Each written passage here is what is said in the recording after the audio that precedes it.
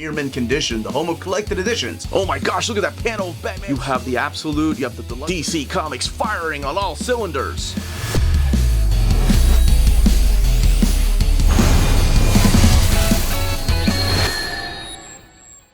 Welcome back to Near Mint Condition. Today we're going to be taking a look at the deadly Batman War Games Omnibus, published by DC Comics, of course. Batman, right? Let's go ahead and get into it.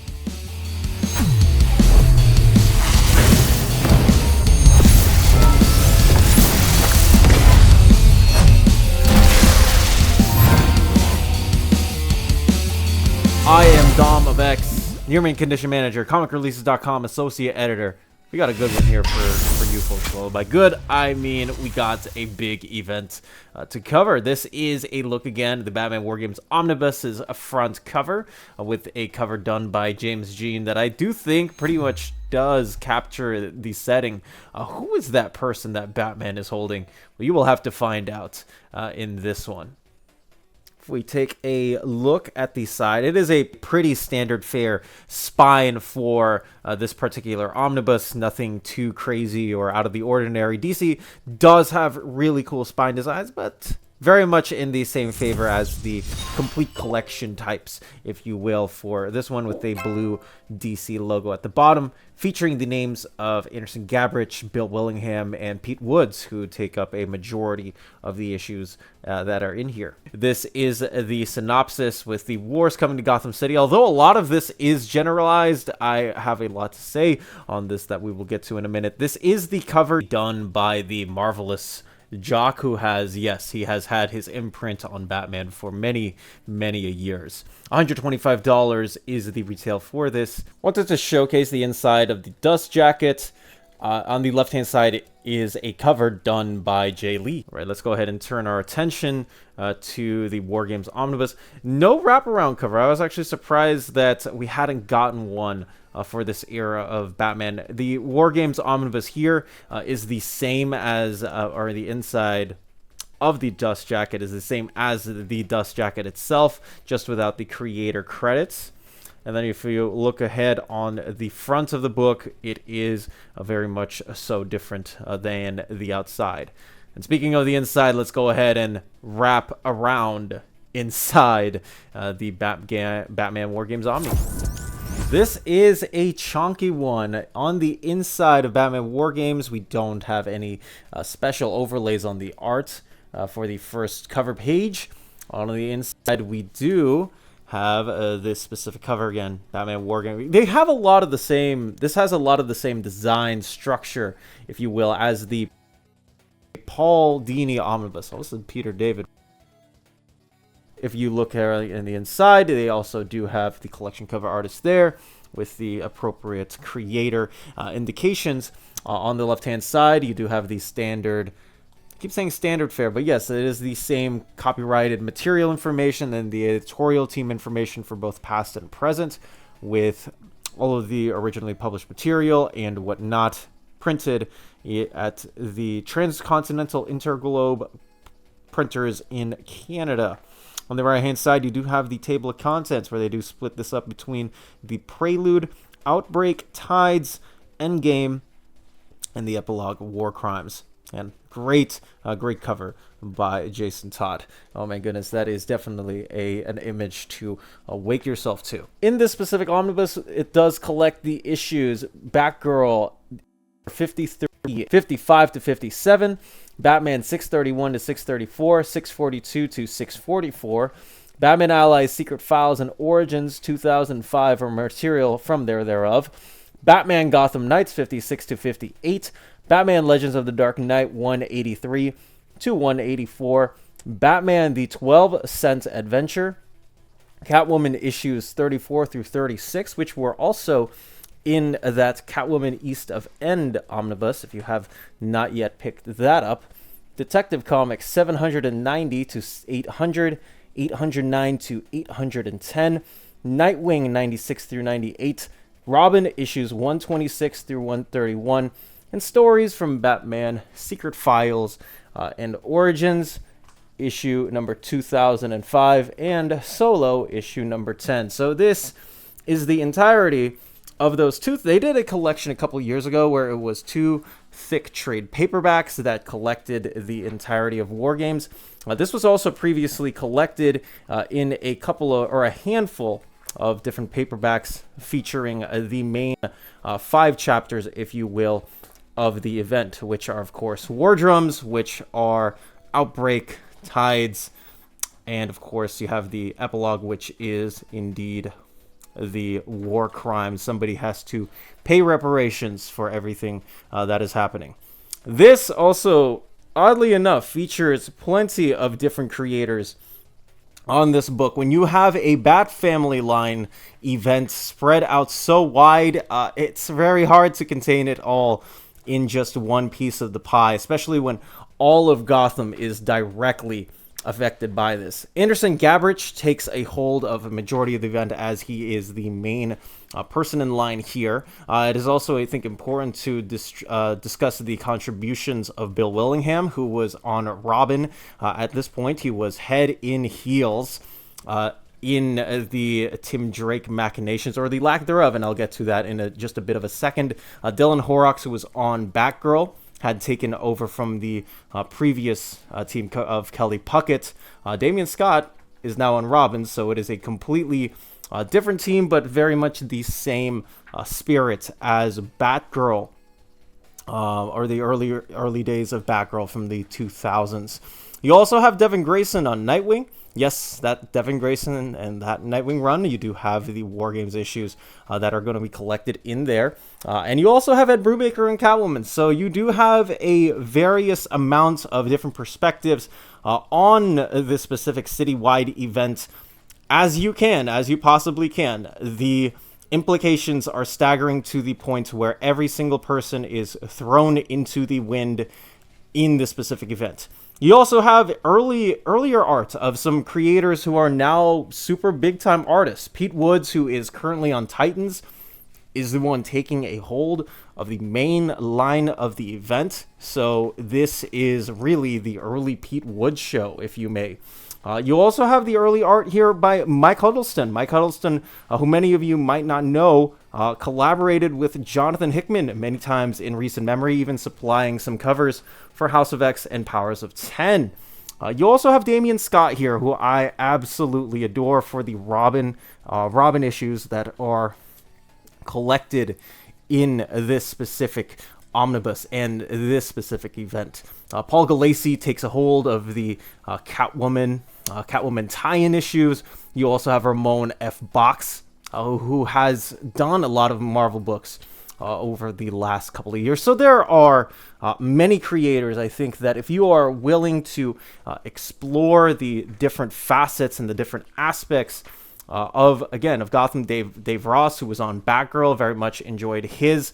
You also have some tie-in issues here, and also some prelude issues that are backups, well collected here too. There are no story beat ebbs and differings and flows.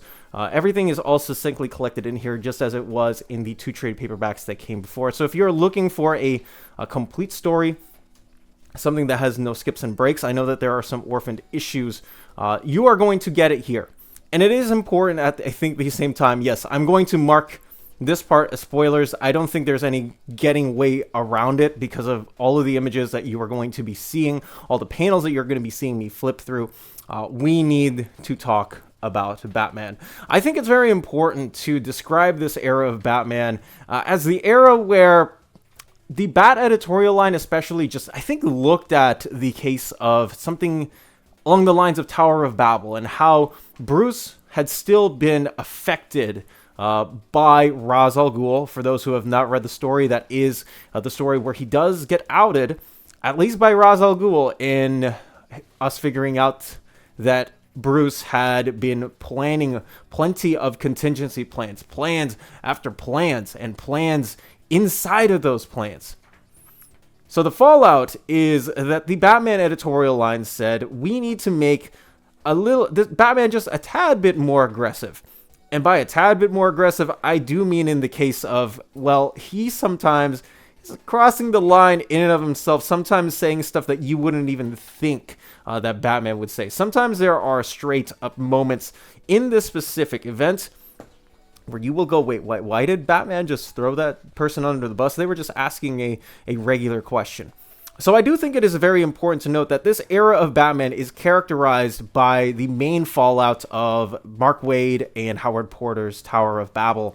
And in that, just how he's becoming a lot more cynical, he's a lot less trusting. There is a Batman here that doesn't believe in the folks as much as he used to. There is a semblance in a sense that Bruce just isn't up to snuff as he was previously, and you see that affected in every single part of the book. The orphaned issues that I talk about in here, you will see that, yes, there are some Batman and detective issues that are collected in here, and you might be asking, man, did they leave out a chunk of the story? Did they leave out some bits and main pieces of the story?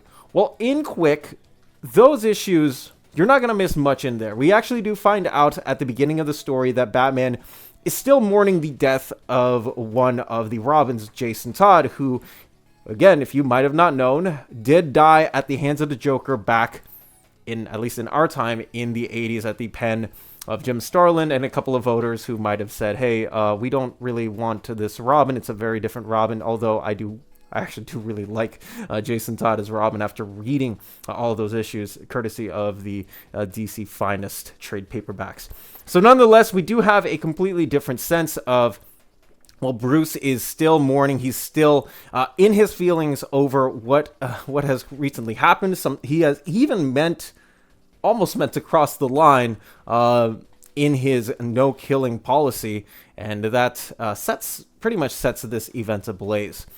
Red Hood is also coming back in the pages of Batman. So you have some of these issues that aren't collected in here that are part of the Under the Red Hood Deluxe Edition, where, yes, we do get the fabulous return of Jason Todd via the punch of Superboy Prime, altering reality as we doomed and say so to speak. And at the same time, too, not only is Red Hood somewhat of a player in these portions of the Batman event, we also do get the return of Hush around this time too. So while Bruce is handling the trauma that has been set forward to him because of the anniversary of somebody that he loved or used to, was dead, at the same time that event is going on, we have the return of a friend that popped up in the pages of Batman earlier in the century. And we do have the return of multiple surrounding casts in this specific book as well. Orpheus, who first appeared in the Orpheus Rising one-shot, or Orpheus Rising series, is thrown into the wind, and they are very, very integral and important to the setting of this title. And really what this title is, at least in the symbolism of it, this is a Stephanie Brown, I would definitely call it a breakdown story, but you do get to see the rise and fall of Stephanie Brown.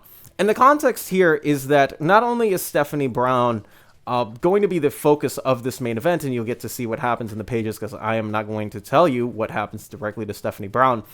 Recently, in the issues right before this book, Tim Drake, as you may know, is the current Robin at this point in time at DC.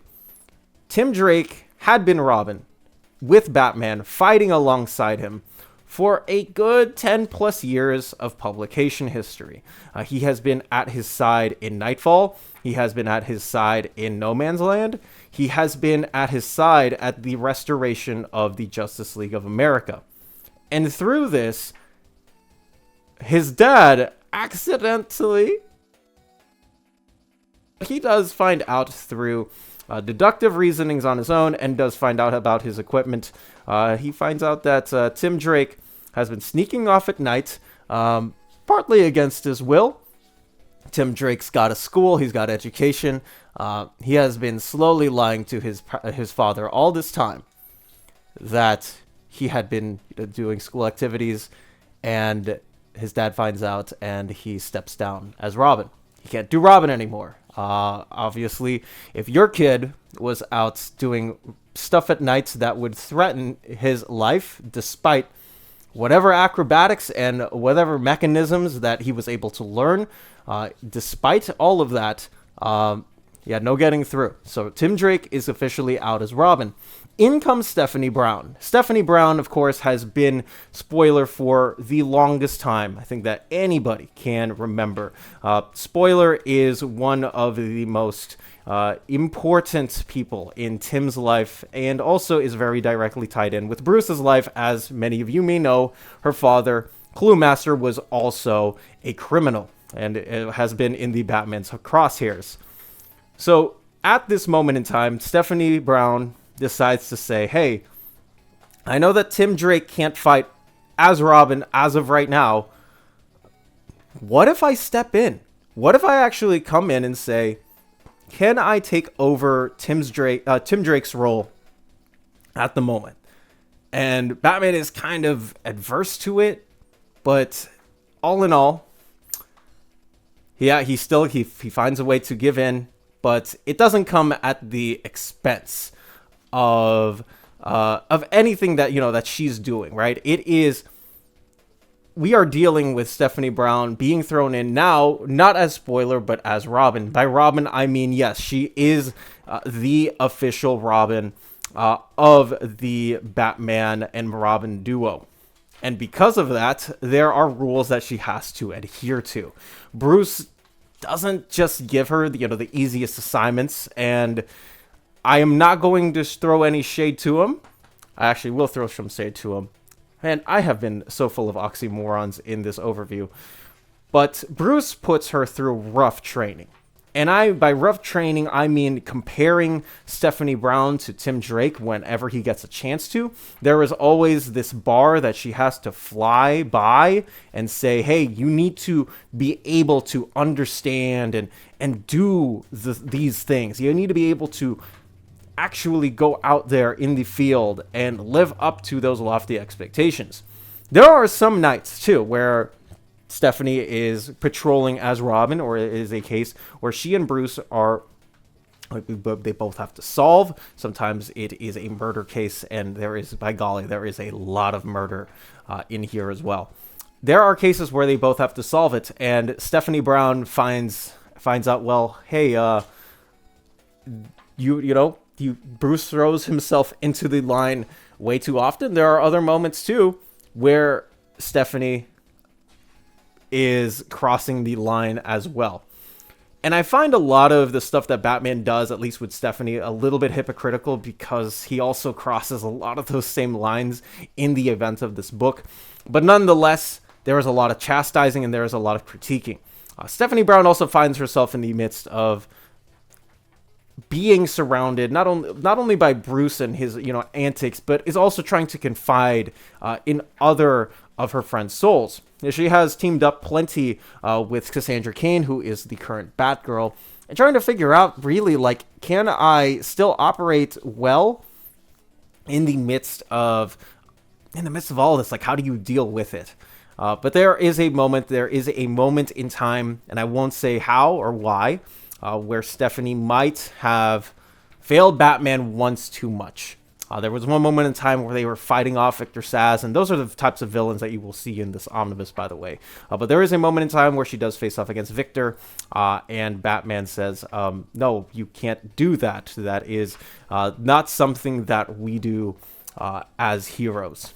But nonetheless, the gears and motions are set. That is part of the War Drums prologue, if you will, that sets all of this up and ignites the action, which I will attempt to describe in as short of a time as possible. This really is a gang war book. I know that we just recently had a Spider-Man war, or an event called Gang War, but this is what this book is about. A lot of the characters in this book, whether it do be Orpheus, or it's Onyx, or it's any one of these villains like Scarecrow, they all want control of Gotham.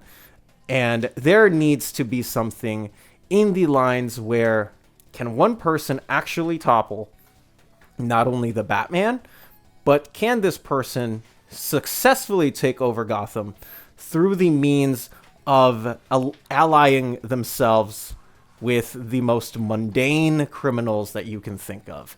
There are so many gory panels in this book. It is a book that if you are looking for a Batman epic event that features minimal damage, I mean, you are not, I will say that you are not in the right place for this moment in time. And I mean, you want to talk about every single bit of piece of blood, of people hanging, of murder mysteries. This is where you're going to find it, because every single clue, every single point in case of time is just filled with the death after the death of somebody.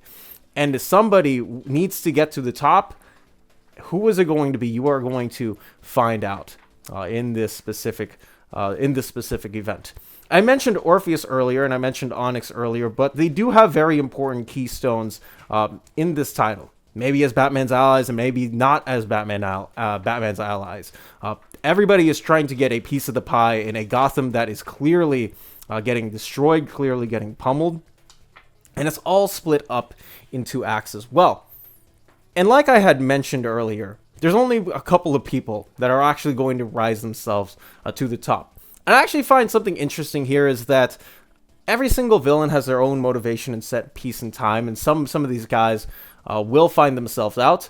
I do find it interesting to see the different redesigns for some of these villains that you will get to see here, and different interpretations too. Steve Lieber has a very slim Killer Croc, which I do find amusing. But there are also moments and bits in time where you do get to see how different gangs operate under every certain villain. Like I said, Victor Saz pops up in here, and he has some of the most savage and brooding moments that you can ever think of in a Batman book. But all in all, somebody is going to be found out, and everybody is thrown into the line of this. You have the police commissioner Atkins, who at this time is the current commissioner as of No Man's Land. For anybody who has not read it, it is not Jim Gordon after he decided to set off into the sunset. Of course, not everything stays permanent, but you do have a completely different GCPD, and how they operate here is very much different from what else you have been reading. But they do keep you up to speed with how that is all going to entail at the time of the story. And one other thing that I would like to mention is that all the key pieces of Batman also we get to see other villains getting thrown into the spotlight as well. Oddly, one of my favorite issues of this event is when Firefly shows up, and it's partly due to I had not read this event before playing the Batman Arkham game, and I could clearly tell that the people who made Batman Arkham Origins also read that Nightwing tie-in issue with Firefly. So there is going to be spotlights on the criminals and the villains that you might not otherwise see in a Batman book. And of course, there is one painfully staking moment that does set off many alarms in the book, and I think you will have to judge for yourself whether you approve of it or not. It is very, very much one of even the most controversial moments in Batman's history. But man, there is a lot of loss. Unfortunately, and Batman has to pay for the crimes done to his city. There are consequences, and you get to see them all unfold in here in each individual chapter. There are moments too where you will probably go and ask yourself, do I want this omnibus? Are you going to be fine with just reading it on its own, and should I pick up anything else as well to understand really what the story beats are about specifically for here?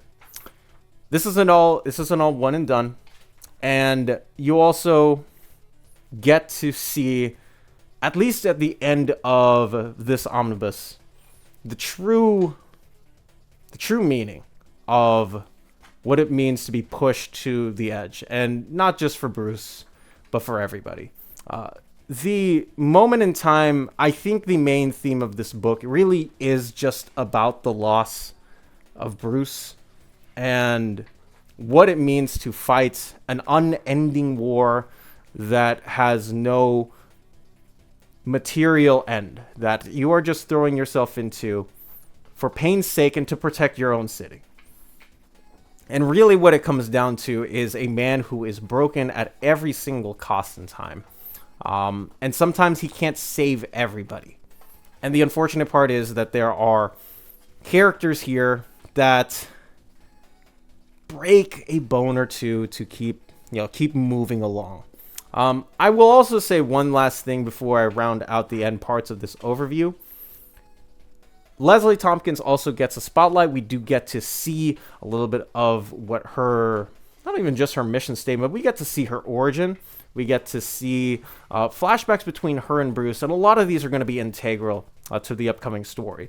One thing that I do appreciate about the way that this, and the trade paperbacks were conversely mapped, because that's how I read this the first time, they don't leave any ending unspotted. They, even in pages where I would think that editor's notes would be great, at least to check out, like, oh, this is how you can read this thing, or this is how you can read that. I think I am glad to say that you don't need much behind in the context, because everything you would need in context is all wrapped up great in here.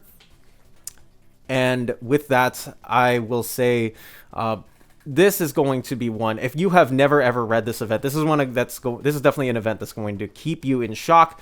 I think it also might question your beliefs on Batman a bit, but because, like I said, this is a much more aggressive Batman, and the ways that he goes around doing business, I think it definitely lends up for a good conversation about how far is too far with the Batman story, and there are plenty of moments like that in your book. If you want a brooding Batman, and if you want a more aggressive Batman, this is definitely one that I would suggest picking up. As far as extras are concerned, the only really epic extras that we do have are the covers to the trade paperbacks, which are the same as far as the original ones go. So you have the one for War Drums, you have the one for Outbreak, you have the one for Endgame, and then Tides, and then War Crimes, which are, again, all of the 5 mapped in here as well. So no extras as far as that is concerned. And that, as they say, is that. Now, if you're looking to buy Batman War Games and you want to add it to your shelf, please go ahead and check out our sponsors. If you're in Europe and you're interested in buying these books, definitely check out Walt's Comic Shop in Berlin, Germany. They have the cheapest pre-order prices, flat shipping rate of €12 for all EU countries, emails answered within 24 hours, waltscomicshop.com, and you can use the code nearmintcondition at checkout and get free shipping for all EU countries with your first order over €40.